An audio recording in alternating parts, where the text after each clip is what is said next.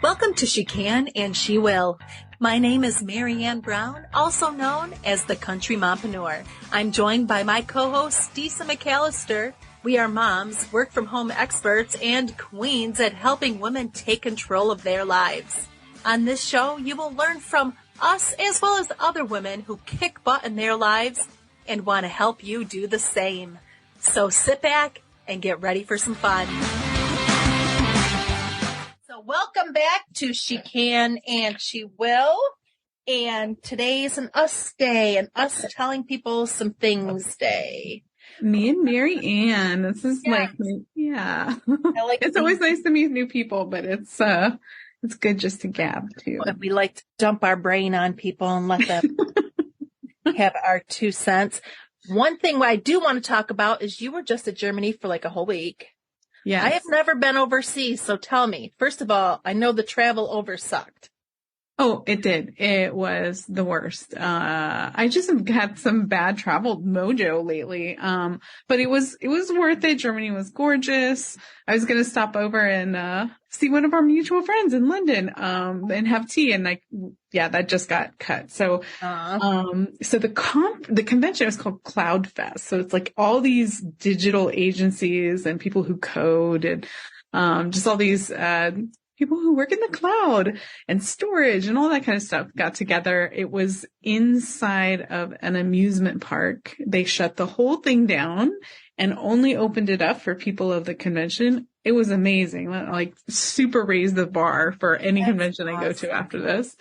But yeah, it was really fun.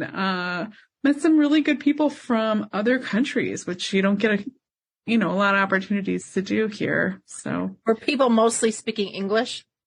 Everyone spoke English, even people in the grocery store, even people in the airport. Oh, that's cool. That's handy. So is over in Germany, is English sort of like the go-to language? I know they have German, obviously. Yeah. But it was interesting. And I hate to misspeak, but it seemed like to me, there was like Germany and it was like Deutschland, right? So Dutch and English. And depending on who, like I just watched this girl for a little while because I'm fascinated by that. Yeah. Like how are they getting a whole culture of people to know so many languages in the, that's amazing. But she was in customer service. So people would come up to her and she would start with hello, which sounds like hello in every language, right? Hello. And then depending on how they responded to her, it would kind of change, right? So definitely she was speaking 3 languages. I can't really pinpoint, other than English, but yeah, it was fascinating. It was a very nice, welcoming community. Yeah. So what did you see besides the event? Did you see any cool stuff? I saw windmills. I saw IKEA. You saw a real IKEA, like in Germany IKEA? Were things already assembled in that IKEA? Like you don't have... I didn't actually go in. I just kind of passed the sign, and it was one of those moments of like, oh, there's an IKEA, because we have one here in Tempe, and we just passed it, and oh, there's an IKEA. And then I was like, wait, that might be the IKEA. And so I'm just taking pictures out the car window like crazy. That's awesome. But yeah, it was really fun. And what I really liked was that, everything was walkable. Like, so it was just in this one town called Rust. And I walked everywhere, and it was cloudy and no sunshine, which I love. And when the sun came up, I just hid for like an hour and then it was fun. Your true vampire tendencies. Yeah. So, they had a hackathon in the very beginning. So this is my first time seeing what a hackathon was. So over the weekend, all these guys, they had to solve a problem with code. And then Monday they present their findings or what they were able to build, over the weekend. Cool. And it was amazing. It was like, I thought they were giving business proposals, like, hey, this is what we want to do, like for funding, but it turned out, no, they were like building this up. It was just amazing. That's so really fun. Cool people. Yeah. This weekend I went and saw Blake Shelton in concert. Ooh. That was very fun. What was fun was it was the last concert. It was the last stop in his tour. You know his personality, if you've seen The Voice. He's got a very silly, funny personality. So between each song, he would joke around and stuff. And between one of the songs, he pulled out a guitar and he said during COVID, he was learning some new guitar riffs. And so he played a little bit of the Friends in Low Places. And then he did another one. I think it was Stairway to Heaven. He started playing. Everybody cheered. And then he started playing the beginning to Don't Speak. And all of a sudden, the entire crowd like erupted.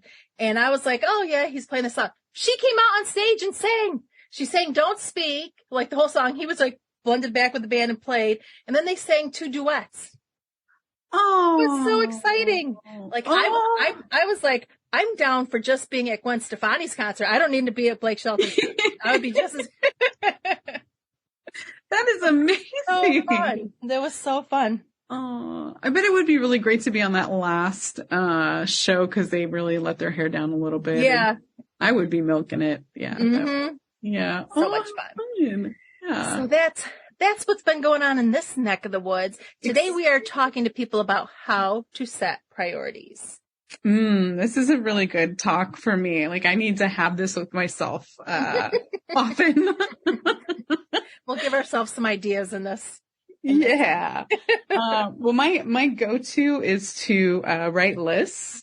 And then if I have time and or I'm feeling overwhelmed, I will write lists about my list, right? So I break those down into subtasks. And I think my favorite program is Asana, but any like PM thing, if it's like just a today to-do list, then it's on pen and paper. Yeah. But if it's like a project, it's going in a PM software package. But there's really great free platforms out there. If you have never used anything before, there's some really simple things to get started with. I love Asana, but it can be a little bit overwhelming when you open that up the first time. So Trello might be better. Yeah, Trello's really, I feel like one of the easiest ones. Like for someone that has no clue what they're doing, Trello is probably the easiest for a person just starting out. I would agree. I think that's stick with the Kanban board. Yeah. And another thing is to also make sure you have realistic time frames you're giving them, because I know me, sometimes I'll give myself a list of like 5 things I'm going to do today. It's not realistic. Like the 5 things, each one's going to take 6 hours. Seriously. So you got to make sure when you're writing your to-do list that you be realistic with the time you're going to, because otherwise you're going to get yourself all worked up that you didn't get the stuff done. Yeah. That was a hard lesson for me too, because sometimes you can be so in the zone and kick stuff out really quickly. But like a realistic timeline of, it's like twice as long as I always think it's going to take, right? Another one would be to schedule your to-do list in rank of priority. So if you need to brain dump first and make that list, then go back through that list and then make the priority list. So I like 1, 2, 3s, but some people do ABCs, whatever makes the most sense to you. But I like 3, like not 1, 2, 3, 4, 5, 20, 30, 40, right? Just 1, 2, 3. And that's all I'm looking at. And it's also important to know when something is a 1 needs to actually be pushed to a 3. If you're working on something and you're just like, there's so many roadblocks in this one that you need to push it back to a 3 so you can move up the next one in line and actually get some progress done. Because I've had that problem happen before too, where I think I'm going to get something done today and just you're waiting for all these approvals and all these different things. Push it back to a 3, do it tomorrow, work on the next one in line. Yeah, it feels so good to be able to knock your list off, but some things you can only go as far as you can in one day. And tech is usually my, like I'm learning a new system as I go, which has nothing to do with my to-do list, but, I'm like, this isn't working, and just sit on it for a day. And then this kind of goes along with all those other ones that we just mentioned, but plan for the unexpected. So plan for this in your timeline. Do not put best case scenario, I can, knock out dishes in 5 minutes. Well, that's, 4 cups and, it's just not, it's not, the unexpected, like your cat could jump up on the table, you could get in a million different ways. Yeah. You get a call, you have to go pick up your kid from school. Something ends up happening. You're like, I'm going to get these 3 things done today, and something happens and you end up only getting 2 done. It's inevitable. Yeah. So like overestimate the time and just, be flexible a little bit. Go easy on yourself. And once again, just be really realistic about if the project is even something that you can handle, that maybe you need to bring other people on. Just take all those things into consideration when you're putting things together. Also consider what your most productive hours are. So I'm a little bit of a night owl, and I always thought that nighttime was my most productive because that's when I'm like, trying to get some stuff done or frantic or whatever. But after setting up the office, you and I have talked about just having a routine in the morning. And after really establishing a routine, I think mine is the morning. So that is when if I can get my to-do list in, then cool. If not, it's not going to happen. Yeah. Yeah. Morning is mine too. Especially my morning is my best time for my creative time too. If I have to do anything creative, writing a blog or anything, morning's my best time. Stuff just flows at that time of day. At the end of the day, forget it. I'm done. My head's turned off. And then also we suggest also minimizing distractions, which, I mean, obviously it's not going to be easy to get the cats away from you or the kids to leave you alone, but try to make sure that if you set a certain time in your day to do some work, try to minimize anybody distracting you during that time. Put the phone away, turn the TV off, all those things that are going to be draws to keep you from getting things done. Do you ever have an unexpected distraction pop up? Like usually you're just in there with all of your things, right? But today you can't stop staring at your plants.